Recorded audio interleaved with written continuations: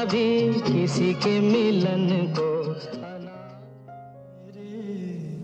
दुश्मन तू मेरी दोस्ती। एक ही एहसास, बेवफाई। लेकिन जब वही दर्द दो अलग अलग स्वरों में ढलता है तो क्या वो एक जैसा सुनाई देता है? एक तरफ मोहम्मद रफी साहब, जिनकी आवाज में अनुशासन और मर्यादा की चमक है। दूसरी तरफ किशोर दा, जिनकी आवाज में व्यक्तित्व और आत्मीयता की गर्माहट है। आज हम तय नहीं करेंगे कि कौन बेहतर है। आज हम समझेंगे जब दिल टूटता है तो ये दोनों उसे किस तरह गाते हैं।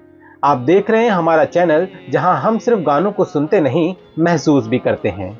चलिए वीडियो शुरू करते हैं। आप देखना शुरू कर चुके हैं सिंगिंग इमोशन।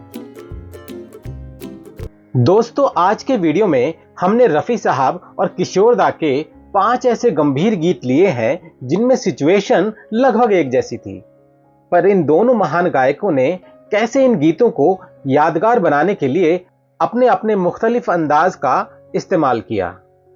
चलिए नजर डालते हैं इस वीडियो के पहले सिचुएशनल सॉन्ग पर। इस गीत की सिचुएशन है बेवफा यार को बद्दुआ देना और कर्सिंग योर अनफेथफुल लवर। मेरे दुश्मन तू मेरी दोस्ती। मेरे दुश्मन। इस गीत में रफी साहब की एंट्री ही तीखी है। शब्दों का उच्चारण बेहद स्पष्ट। दुश्मन का श और न दोनों साफ सुनाई देते हैं। दुश्मन तू मेरी दोस्ती।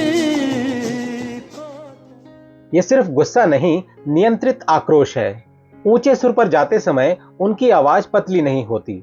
ये उनकी क्लासिकल ग्राउंडिंग दिखाती है।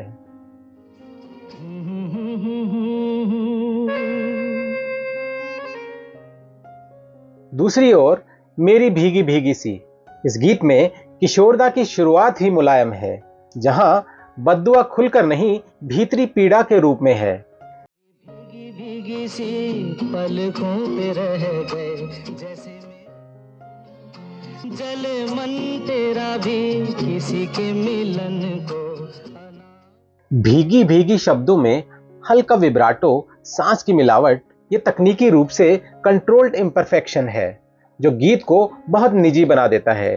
ध्यान से सुनिए, रफी साहब सिलेबस को बराबर समय देते हैं। किशोर दा कुछ शब्दों को हल्का सा पीछे छोड़ते हैं। बिन पहचाने मैंने हृदय से। एक गुस्से को ऊंचाई देता है और दूसरा दर्द को नमी देता है। दोनों सच्चे हैं, बस तापमान अलग है। आज के हमारे दूसरे गीत की सिचुएशन है जिंदगी से निराश आशिक। कभी खुद पे कभी खुद पे। इस गीत में रफी साहब ऑलमोस्ट कन्वर्सेशनल टोन रखते हैं। ये रोना नहीं, आत्ममंथन है। लाइनें लंबी हैं लेकिन सांस का नियंत्रण कमाल का है। कभी खुद पे कभी हालात पे रोना। फ्रेज पूरा होने से पहले ब्रेथ ब्रेक नहीं होता। चिंगारी कोई भड़के। चिंगारी कोई भड़के। इस गीत में किशोर दा दर्द को बहाव देते हैं। भड़के और सावन जैसे शब्दों पर उनका ग्लाइड, नोट से नोट पर फिसलना भाव को लचीला बना देता है। उसे बुझाए सावन जो। तकनीकी अंतर देखें तो रफी साहब सुरों को सीधी रेखा में पकड़ते हैं। किशोर दा हल्की सी ढलान देते हैं। माइक्रो स्लाइड्स जो क्लासिकल नहीं बट एक्सप्रेसिव हैं। एक दर्द को समझता है और दूसरा दर्द में बहता है। दोनों में गहराई बराबर है पर अभिव्यक्ति का रास्ता अलग है। आज के हमारे तीसरे गीत की सिचुएशन है महबूब की गलियों से रुसवा होकर रुखसत होता आशिक। गलियों में न रखेंगे कदम। तेरी गलियों में। इस गीत में रफी साहब की आवाज में दृढ़ता है, खासकर ना रखेंगे कदम पर जो सीधा उच्चारण है वो आत्मसम्मान दिखाता है। मिलने को न आएंगे सनम आज ऊंचे सुर पर भी वे स्वर को स्टेडी रखते हैं। मेरे महबूब कयामत होगी, मेरे महबूब कयामत होगी। इस गीत में किशोरदा चेतावनी देते हैं, लेकिन उसमें भावुकता भी है। आज रुसवा गलियों में मोहब्बत होगी। आज रुसवा जैसे हिस्सों में हल्की दरार सुनाई देती है। यह डेलिब्रेट वोकल टेक्सचर है।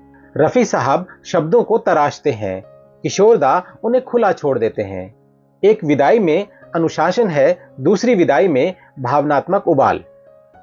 आज के हमारे चौथे गीत की सिचुएशन है, दुनिया में अकेलेपन से जूझता हमारा नायक।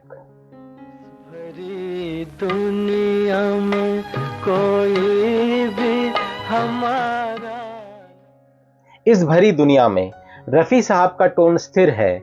यह टूट कर रोना नहीं, स्वीकार है। खासकर मिडिल ऑक्टेव में उनकी पकड़ गीत को गंभीर बनाती है। कोई होता जिसको अपना हम अपना कहे। कोई होता। इस गीत में किशोरदा की शुरुआत ही बहुत पर्सनल है। आवाज हल्की सी भीतर खिंची हुई लगती है। कुछ शब्दों पर ब्रेथीनेस जैसे भाव पूरी तरह बाहर नहीं आ पा रहा। तकनीकी दृष्टि से देखें तो रफी साहब डायनेमिक्स को धीरे धीरे बढ़ाते हैं। किशोरदा अचानक वॉल्यूम शिफ्ट भी करते हैं, जिससे भाव अचानक गहरा लगता है। एक अकेलापन बाहर से शांत है, दूसरा भीतर से गूंजता है। दोस्तों, आज के हमारे पांचवें गीत की सिचुएशन है शाम की उदासी। दिन ढल जाए हाय, रात न जाए। दिन ढल जाए। रफी साहब के इस गीत में लॉन्गिंग है। रात न जाए पर रफी साहब जो सस्टेन लेते हैं वो पूरी तरह कंट्रोल्ड है। सुर लंबा है लेकिन कांपता नहीं। ये ट्रेनिंग और डिसिप्लिन की पहचान है। कुछ अजीब थी। दूसरी ओर वो शाम कुछ अजीब थी। इस गीत में किशोरदा नोस्टाल्जिया जोड़ देते हैं। शब्दों में हल्की मुस्कान भी है और उदासी भी। यही ड्यूअल टोन इस गीत को खास बनाती है। रफी साहब दर्द को सीधी रेखा में रखते हैं, किशोरदा उसे हल्की लहर में बदल देते हैं। दोनों शामें उदास हैं, लेकिन रंग अलग अलग हैं। अगर निष्कर्ष की बात करें तो अगर आप दर्द को मर्यादा में ढला हुआ सुनना चाहते हैं, रफी साहब की आवाज एक आदर्श है। अगर आप दर्द को भीतर से रिश्ता हुआ महसूस करना चाहते हैं, किशोरदा का अंदाज अलग छाप छोड़ता है। लेकिन सच्चाई यही है, इन दोनों के बिना हिंदी फिल्म संगीत में बेवफाई अधूरी है। यहां तुलना श्रेष्ठता की नहीं, अभिव्यक्ति की है। कमेंट में हमें जरूर बताइए, इन 5 जोड़ों में से आपको किस गीत की प्रस्तुति सबसे ज्यादा छू गई, रफी साहब का संयम या किशोरदा की आत्मीयता। वीडियो पसंद आया हो तो लाइक कीजिए, हाइप कीजिए, शेयर कीजिए और चैनल को सब्सक्राइब करना मत भूलिए। और हाँ, अगर आप ऐसे ही तुलनात्मक वीडियोस और देखना चाहते हैं तो हमें कमेंट में जरूर लिखिएगा। जल्दी ही मिलते हैं अगले वीडियो में। तब तक अपना बहुत बहुत ख्याल रखिएगा। Thank you for watching.